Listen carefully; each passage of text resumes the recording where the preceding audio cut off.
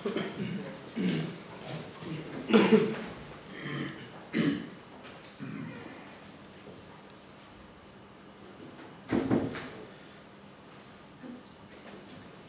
is it?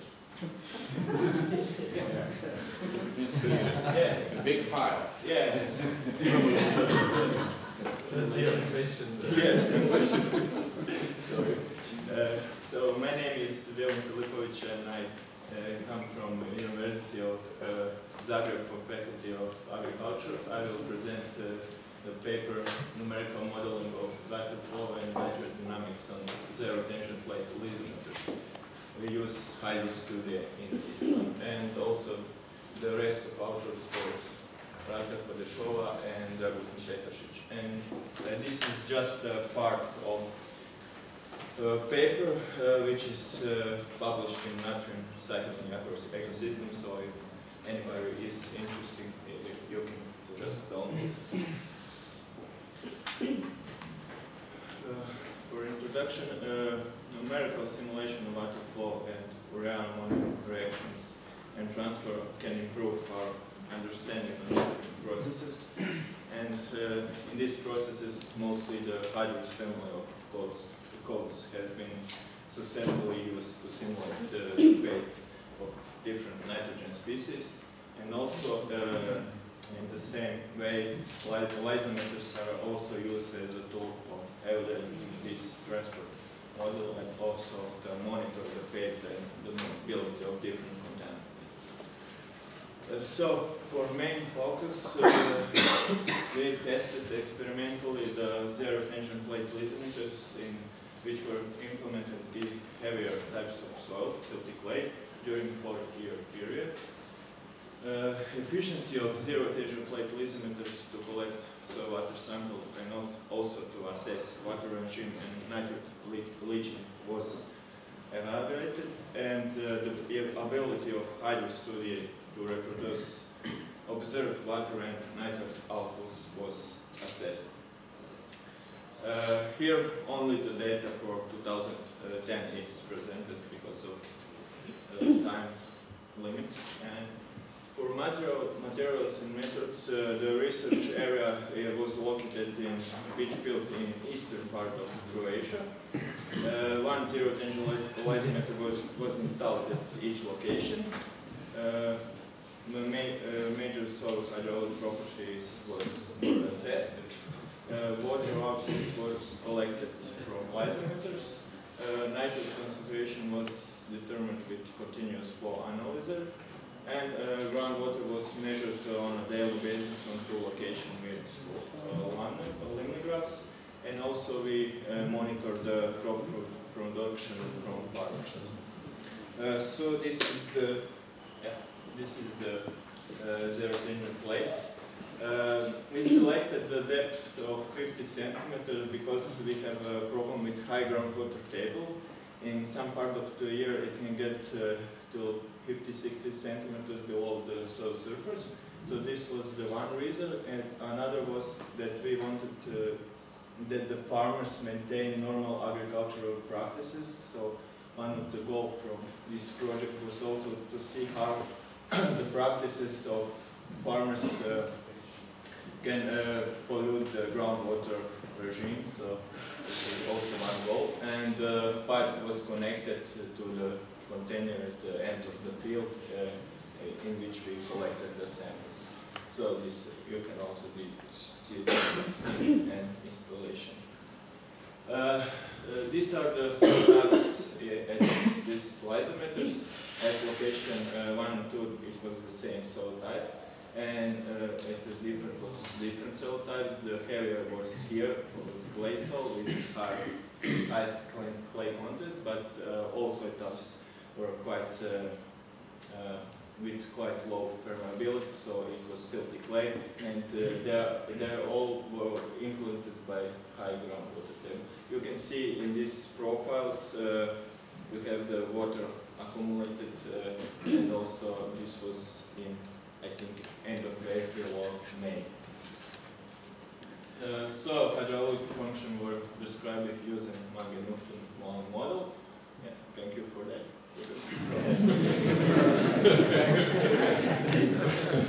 If not, you were out of here. Yeah. For measured solid hydraulic property, we measure solid texture, baldacity, and other continuous parameters. So you can see quite low permeability per, this is centimeters per day. And also you can see on some location high clay content, which influences the water flow. This is the average precipitation. It's about 680 millimeters per year. And you can see groundwater level changing in time. So we took the groundwater level as pressure head measurements for initial condition. For agricultural production monitoring, we monitored the basic parameters. You can see it's on one location it was barley, and on two locations it was corn. We excluded for solid modeling location 1 because farmer put some organic fertilizer on it, and we didn't have enough data to simulate it, so we stick to anorganic one. So we simulate NPK and urea transformation and the percolation. And also you can see quite high dosage of this fertilizer which farmers apply at this area. So this was also one of the goals to see how this would influence the groundwater. For boundary condition, first of all, we took the 2D axisymmetrical model, axisymmetrical domain. So here is the lysimeter plate. The reason was that we see the behavior of water flow and solute transfer all around the plate. We took for boundary condition, atmospheric boundary condition, or for solute transfer third type boundary condition. At the bottom we took variable pressure head. At the lysimeter plate we have the seepage phase, or also third type boundary condition for solid model. For water flow, we selected the final pressure head at the previous year in lysimeters and took it as initial for the next year. And also we did the same for ammonium and nitrate contents. We took the same water samples and at the end of the year and put it as initial condition for the next year. Mathematical distribution was described using Hydrus equation, and also the transport to partial differential equation was with them we explained the movement of and transformation of urea, ammonium, and nitrates. These are the results for water flow modeling, so we only show the results for 2010. The blue lines are the simulated one, and the red triangles are the measured outflows. We got the result that the model was mainly influenced by by transpiration intensity, by high intensity precipitation, but most dominantly of groundwater position. When groundwater table was high, that influences the soil above the plate, and then we get the outflow from the model and also from the lysimeters. And the same was when we had drier condition, the groundwater table was lower, and due to preferential flow, some of the water bypass the lysimeters towards the drier part of the soil. So, and also it was influenced by some kind of capillary fringe in that area as a consequence of higher groundwater table. So you can see also the correlation between this simulated one and the observed one. You can see, especially on this one, quite good correlation. On this picture we can see the simulated pressure head within two-dimensional transect. there are two different days. We wanted to show on picture A, you can see the day when no outflows was simulated, so it was about 1 or 2 centimeters of rain, so very low rain, so it didn't affected the pressure head, but on this picture the outflows were simulated, and there was quite high intensity rainfall, I think around 7 millimeters, and you can see the behavior of water flow and due to the intensity of rainfall. For nitrate transport, mostly the result was reflecting the cumulative outflows from the water flow, and you can see that mostly on the white wires infiltration are simulated at the beginning at the end of the year, because there was no crop at the surface and there was no crop uptake. And also we didn't get any results for urea because there was quite high and immediately transformation to nitrate species. On this picture I wanted to show you also the simulated nitrate concentration. This was day 200. It's about 80 days from the fertilization.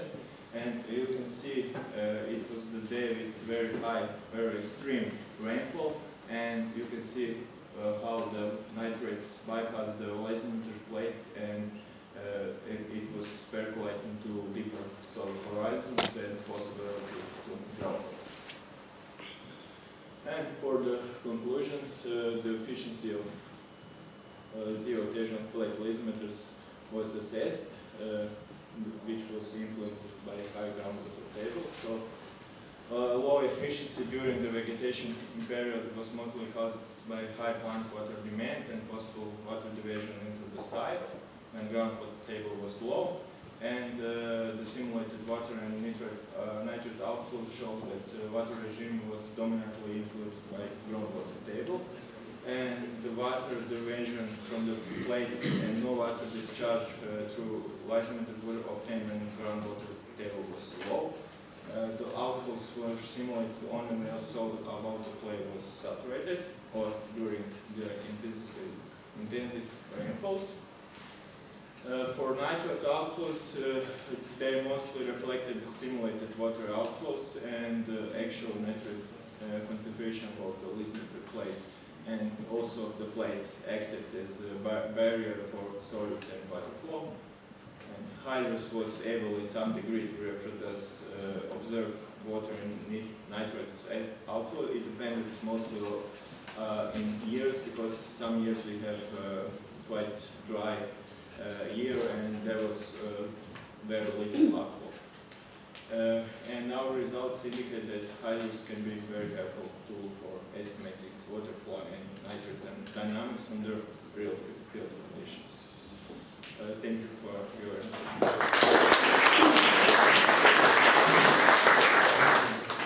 So, if you have any questions. That's right. Any questions? What was the depth on groundwater level in your sites?